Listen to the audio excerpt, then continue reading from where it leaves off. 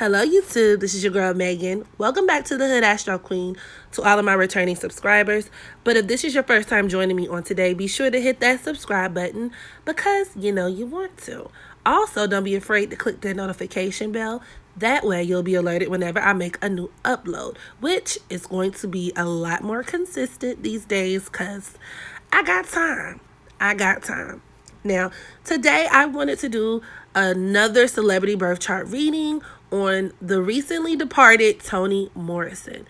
Now, if you didn't know, Toni Morrison is or was a American novelist, but she was also the first Black woman to receive a Nobel Prize. Now, because my mother is an English teacher, growing up, there were several authors who contributed significantly to my childhood. And those authors are Maya Angelou, Langston Hughes, as well as Toni Morrison. My mother literally had all of their books. She had their posters plastered all over her classroom. She constantly talked about them. I was always exposed to these figures as well as their work. And to be honest, inspirational is an understatement for Toni Morrison and the type of impact that she had on my psyche. I mean, she is one of my biggest inspirations as a writer myself, or an aspiring writer myself. I can only hope to accomplish an iota of the things that she's accomplished throughout the duration of her career in her time here on Earth. So to hear that she recently transitioned was definitely bittersweet, and I hope that she has a restful, peaceful journey into eternity. And so I figured that I would commemorate her memory by doing a birth chart reading on Miss Toni Morrison. Okay, so before we get started with that, I'm going to read her Wikipedia bio just to give those of you all who may not really know who she was a deeper understanding. Okay. So it reads, Chloe Anthony Woodford, aka Toni Morrison, was born on February 18, 1931. She was an American novelist, essayist, editor, teacher, and professor at Princeton University. Her first novel, The Bluest Eye, was published in 1970. The critically acclaimed Song of Solomon was published in 1977. It brought her national attention and won the National Book Critics Circle Award. In 1988, she won the Pulitzer Prize and the American Book Award for Beloved. Born and raised in Lorain, Ohio, Morrison graduated from Howard University in 1953 and went to graduate school at Cornell University. She later taught English at Howard University and also married and had 2 children before divorcing in 1964. In the late 1960s, she became the first Black female editor in fiction at Random House in New York City. In the 1970s and 80s, she developed her own reputation as an author, and her perhaps most celebrated work, Beloved, was made into a 1998 film. Morrison was awarded the Nobel Prize in Literature in 1993. In 1996, National Endowment for the Humanities selected her for the Jefferson Lecture, the U.S. federal government's highest honor for achievement in the humanities. Also that year, she was honored with the National Book Foundation's Medal of Distinguished Contribution to American Letters. On May 29, 2012, President Barack Obama presented Morrison with the Presidential Medal of Freedom. In 2016, she received the Penn Saul Bellow Award for Achievement in American Fiction. Toni Morrison was born to Rama and George Woodford. She was the second of 4 children in a working-class African-American family. Her mother was born in Greenville, Alabama, and moved north with her family as a child. Her father grew up in Cartersville, Georgia. When he was about 15 years old, white people lynched 2 Black businessmen who lived on the street, Morrison said. He never told us that he'd seen bodies, but he had seen them. And that was too traumatic, I think, for him, she said. Soon after the lynching, George Woodford moved to the racially integrated town of Lorain, Ohio, in hopes of escaping racism and securing gainful employment in Ohio's industrial economy. He worked odd jobs, and as a welder for U.S. Steel, Rama Woodford was a homemaker and a devout member of the African Methodist Episcopal Church. When Morrison was about 2, her family's landlord set fire to the house in which they lived while they were home because her parents could not pay the rent. Her mother responded to what she called as this bizarre form of evil by laughing at the landlord rather than falling into despair. Morrison later said that her family's response demonstrated how to keep your integrity and claim your own life in the face of acts of such monumental crudeness. Morrison's parents instilled in her a sense of heritage and language through telling traditional African American folk tales and ghost stories and singing songs. Morrison also read frequently as a child. Among her favorite authors were Jane Austen and Leo Tolstoy. She became Catholic at the age of 12 and took the baptismal name Anthony after Anthony of Padua, which led to her nickname Toni. Attending Lorain High School, she was on the debating team, the yearbook staff, and in the drama club. So with Miss Toni Morrison being born February 18, 1931, at 11 a.m. in Lorain, Ohio, it makes her an Aquarius sun, Pisces moon, and Taurus ascendant. So the number 18 in and of itself is very challenging, as it can produce a person who is surrounded by nefarious individuals. It can also produce themes of abuse, hypersexuality, and secrecy throughout one's life. So with her being an Aquarius sun, her sun being at the 29th degree in her 10th house, this actually deals with fame and her having such a huge following. Also cements her status as this huge revolutionary author or novelist, as the 10th house also deals with how you leave your mark on the world, your reputation.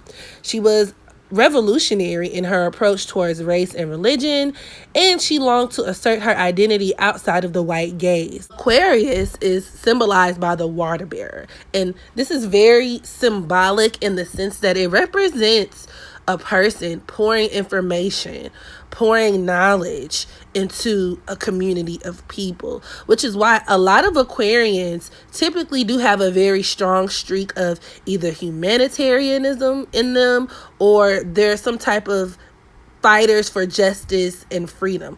Kind of similar to Libra in that respect, but Aquarians are very much centered around the collective, the community. So this definitely feeds into like her career and who she was as a person, because she literally dedicated her entire life towards elevating the collective conscious of like the world and the community around her. There's very much Aquarian energy. Her ability to achieve such a high level of notoriety is further cemented with her 11th house moon at the 11th degree of Pisces.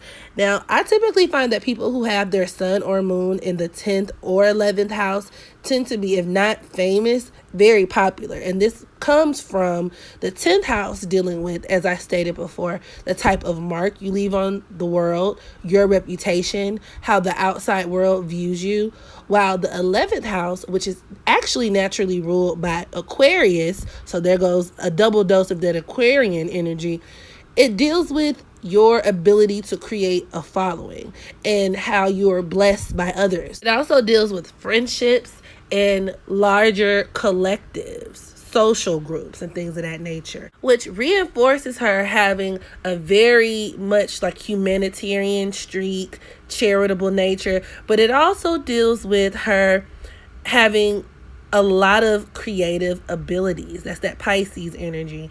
And because it's co-ruled by Neptune, a lot of Pisces moon individuals are naturally like, they have a load of artistic self-expression. Her moon placement also grants her a life that's very much obligated to serving others. That's that Pisces energy as well. It can create somebody who has either a very cherished or sorrowful relationship with the mom, as well as it gave Morrison a direct link to her ancestors, making her highly spiritual, very spiritually inclined. And that was something that they mentioned in Wikipedia, her having lots of either religious or spiritual conviction. And that was instilled in her from a very early age. These abilities are reinforced with her moon forming a trine to her Jupiter, which is at the 10th degree of Cancer. And it's actually retrograde, which makes that energy felt like that much more. Like it's directed inward, so it's amplified to a certain extent.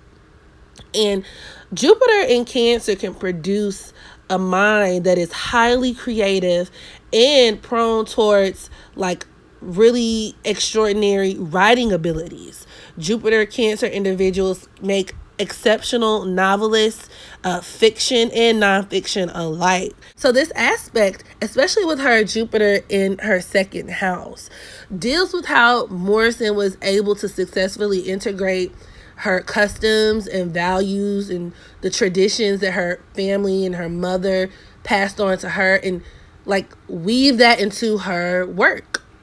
Morrison's Mercury is at the 10th degree of Aquarius, placing it in her 10th house as well. The number 10 does deal with teaching, so that definitely is fitting. But then also with Virgo ruling her 5th house, your 5th house is your claim to fame, and then it also rules her 1st house, as Gemini begins in her 1st house as well. So giving knowledge or educating others, as well as receiving and intaking knowledge, are literally pillars of her existence. Aquarius does particularly well in Mercury because it produces a brilliant mind, a genius. It brings about innovation. And I mean, that literally was like Morrison in a nutshell, especially as it pertained to her being a novelist. She thrived on controversy. She changed the way that people viewed certain subject matter. So having her Mercury actually being conjoined to her midheaven definitely reinforces all of those themes. Definitely a double dose of that humanitarianism type of energy there as well. Her Mercury conjoined to her midheaven in her 10th house of Aquarius also points towards her using her novels and a lot of her work to promote a very egalitarian kind of, I don't want to say agenda, but let's just say agenda for lack of a better word. Basically where you believe that everyone is equal. No one group of people should be placed over another. There shouldn't be any type of hierarchy system where certain people are naturally like privileged. Which supports her being so outspoken and so charged in the fight against racism. Even from a feminism standpoint, she was very pro-black womanism, but at the same time she maintained a mindset of not necessarily bashing men. And I think there's a quote that I found here that best encapsulates that. So it says, although Morrison's novels typically concentrate on black women, Morrison did not identify her works as feminist. When asked in a 1998 interview why distance oneself from feminism, she replied, "In order to be as free as I possibly can in my own imagination, I can't take positions that are closed. Everything I've ever done in the writing world has been to expand articulation rather than to close it. To open doors, sometimes not even closing the book, leaving the endings open for reinterpretation, revisitation, a little ambiguity." She went on to state that she thought that it off-putting to some readers who may feel that I'm involved in writing some kind of feminist track. I don't subscribe to patriarchy, and I don't think it should be substituted with matriarchy. I think it's a question of equitable access and opening doors to all sorts of things. So yeah, feeling like both are equal, male and female. So I thought that was pretty interesting. this, especially Mercury and Aquarius, can produce a style of communication that is very direct and dry, even dirty. And a lot of her works were very racy. I believe it was The Bluest Eye, I think, which caused so much controversy back when she first had it published, because, I mean, her sex scenes were something, I mean, better than what you can read with Sister Soldier, okay? The coldest winter ever. I'm talking about, like, dirty, gritty, racy ass sexual scenes. And a lot of times it tackled a lot of taboo subjects such as incest and, I mean, all kind of shit that left people feeling uncomfortable, and it caused a lot of controversy. So that's very much her Mercury conjoined to her midheaven in Aquarius. Her Venus is in her 9th house at the 12th degree of Capricorn, which points towards her being very suited for business. It points towards her love for books, art, and literature. It also points towards her being a very career-focused person, somewhat of a workaholic, or even somebody who is married to their career. That's very much Venus in Capricorn. It made her very hyper-focused on her reputation and social standing, as well as a natural conservative, or being naturally conservative with her money and things of that nature. Venus in Capricorn can also create a huge history buff, which is very fitting because she based a lot of her works on historical data, historical events. She was very big on, like, building off of things from the past. So she definitely lived up to that energy signature. Now, her Venus is conjoined to Saturn, which reinforces her being an author and a publisher / editor, as the 9th house does deal with publication. Saturn, as well as Capricorn, deals with your line of work. So definitely, it reinforces her career. Also, she edited books for Muhammad Ali, as well as Angela Davis, and a lot of big, like, heavyweight, heavy hitters back in, like, the 70s and the 60s. So that Venus in Capricorn, especially conjoined to Saturn, could actually make her a mentor. Like, it made her somebody to that other people kind of looked to, and she kind of helped sow the game for other individuals and served as, like, a reference point, an authority figure. And so, yeah, I thought that was pretty interesting too. But also, that Venus conjoined to Saturn can deal with difficulty in, like, romantic relationships, which is interesting because the bio mentioned that she was married, like, in the 60s, and then after that she literally, like, raised her sons and never remarried. Venus in Capricorn in and of itself can spend a lot of time alone, but that Venus conjoined to Saturn in her 9th house can actually point towards maybe even, like, her husband interfering with her career or trying to interfere with her career in some way. So I'm pretty sure that did not help. Her Venus is opposing her Jupiter, which once again reinforces her writing about a lot of the racial issues that she encountered, because Cancer is both in her 2nd and 3rd house. But her Jupiter is technically in the 2nd house. But either way, it can still deal with her writing about a lot of those racial issues. Cancer does deal with race. It gives her a huge sense of pride in her own heritage and an incentive to protect people in her own, like, ethnic group. So there's that. But that opposition could point towards her, like, encountering scandal in the way that she goes about doing that. Her Mars is at the 29th degree of Cancer, which can point towards a couple of things. Now, it's in her 3rd house. So number one, it can deal with some pretty high pressure situations in regards to race, as I just stated, with Cancer dealing with race. And it can even produce racism. And a lot of her books were very much I don't want to say racially charged, but they were built upon the whole concept of combating racism and combating oppression and detailing the Black experience, right? As ugly as that may be. And so her Mars in Cancer can produce a desire for her to care for members of her own race as her own family. It also points towards her having an early home life feeling with dysfunction and conflict, as well as a strong desire to establish new roots. Now, this can produce a person who moves around a lot in their lifetime, which she did, because she was born in Ohio, and then like she went to Howard, that's in DC, and then when she died, ultimately I think she died in the Bronx. So she's definitely she's been well traveled throughout her lifetime. With Cancer also in her second house, it deals with her inheriting a lot of those customs, values, like what they were saying, the African folklore or the African American folklore and tales and just tradition from her family, because the second house deals with family, but it also deals with what you value. So her placing a lot of value on these customs and wanting to pass them on or incorporate them into her work and being inspired by it. Also, with her Jupiter in her second house of Cancer, Morrison was very much attached, emotionally attached to her religious convictions.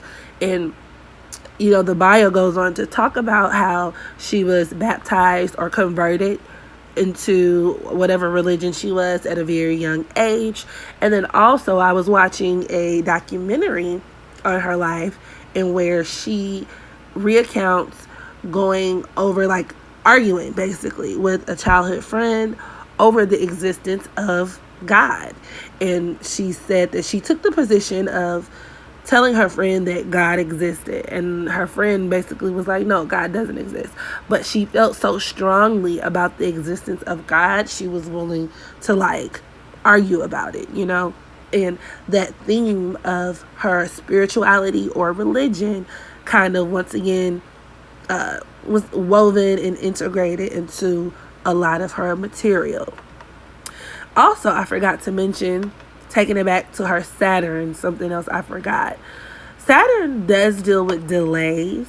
So, interestingly enough, she didn't publish her first book until she was 40 years old.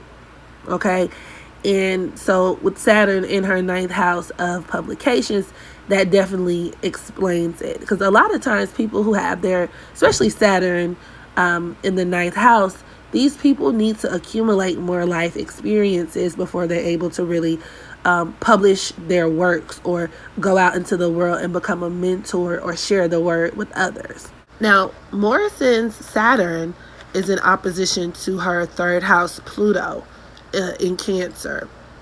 And this points towards her having an extreme sensitivity to both poverty and racism, particularly like violence by way of racism, bullying.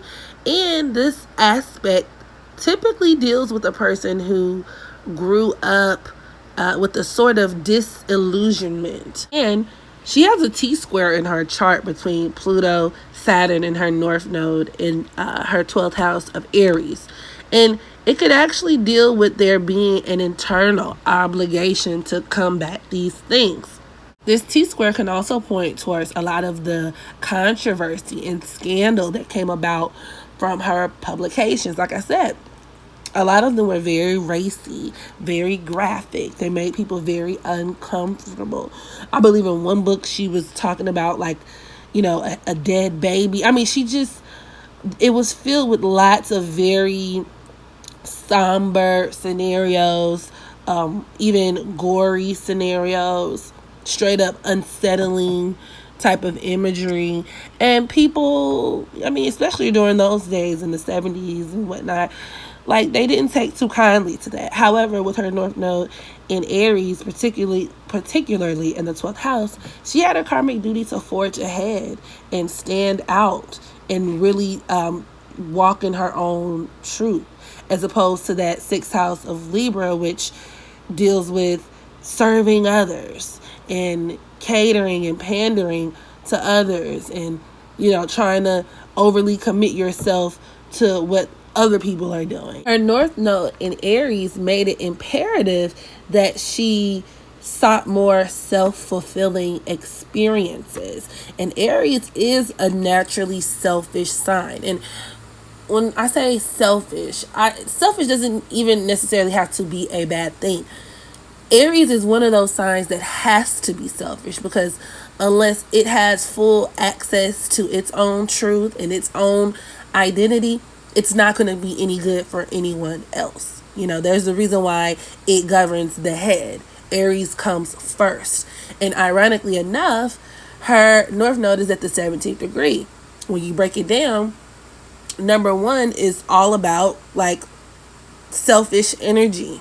It's about being independent and trailblazing. And then number 7 deals with creativity. Even dealing with her being a writer. So, there's that. But her South Node in the 6th house of Libra also deals with her having lots of responsibilities. These people could be servants of some sort, like I said, serving to the whims of others, preserving a lot of their relationships with others. And she just had to get away from that. And if you ask me, she fully activated that North Node. So mission definitely accomplished. Now, getting into some tea, some cosmic tea, something I could not help but notice, her sun is at the 29th degree of Aquarius. So yeah, that 29th degree, the anoretic degree, aka the crisis degree, brings about lots of upheavals. It brings about lots of high pressure situations. And placed in the 10th house of Aquarius, it can deal with someone whose identity is in conflict with their reputation. Let's put it like that. And it could manifest as someone who undergoes tremendous identity issues in the way that they view themselves, and more importantly, the way that other people view them. There could be some type of either cognitive dissonance or some part of their identity that they don't feel comfortable making known to the public. You get where I'm going with this? With Aquarius being the sign of homosexuality, I'm definitely getting some closet lesbian teas. And let me further extrapolate on that point, okay? On top of that, her Venus is squaring her Uranus. With her Uranus in the sign of Aries, placed in the 12th house of scandal, of even secrets, this could even deal with her having secret hookups, okay? Secret sexual hookups with women. And that Aries energy is masculine all day long. Uranus also deals with homosexuality. And that just, it just is what it is. Another smoking gun to make my case is the fact that her Mars is in Cancer. Cancer Mars is another indicator of homosexuality in the chart, because it does create sexual attraction, because Mars is a sexual planet. It does govern your sexual urges. It could create sexual attraction to like the feminine in a woman's chart, being sexually attracted to women. You know what I'm saying? Also, her sun is squaring her ascendant. And this kind of further reinforces there being a conflict with the way that she presents herself, who she really is versus how people view her. And with her being a Taurus ascendant, there could be this sense of appearing like very noble in the world, and having a very set sense of values that one kind of adheres to. So, and Taurus is very much focused on the status quo. So anything that could kind of like buck that status quo, buck the system, like it's going to be some issues with that. It's going to be some issues with, in her case, revealing that and making that public. And then also with, her taking it back to her Venus being in Capricorn. Venus is all about your reputation. You know what I mean? That's why it's squaring her Uranus. Like she was very focused on how other people viewed her. Anything that could cause you public embarrassment or just unnecessary, backlash, she wasn't with it. And I'm pretty sure, having racy or cutting edge work as far as her writing was one thing, but revealing her sexuality was probably a completely different thing. Her sun is also opposing her Neptune, which is in her 5th house. That 5th house deals with dating. It deals with dating. And I mean, sun in opposition to Neptune produces secrets. It produces secrets. It produces deception and a lot of things that are hidden, right? Lies. This could absolutely manifest in her keeping her dating life a secret. And I wouldn't be surprised if she even married like that guy back in the 60s for a cover up. A lot of homosexual people from back in the day would do those things. I mean, hell, there are gay people who do that now. So that's very interesting. And yeah, nonetheless, her legacy is like impeccable.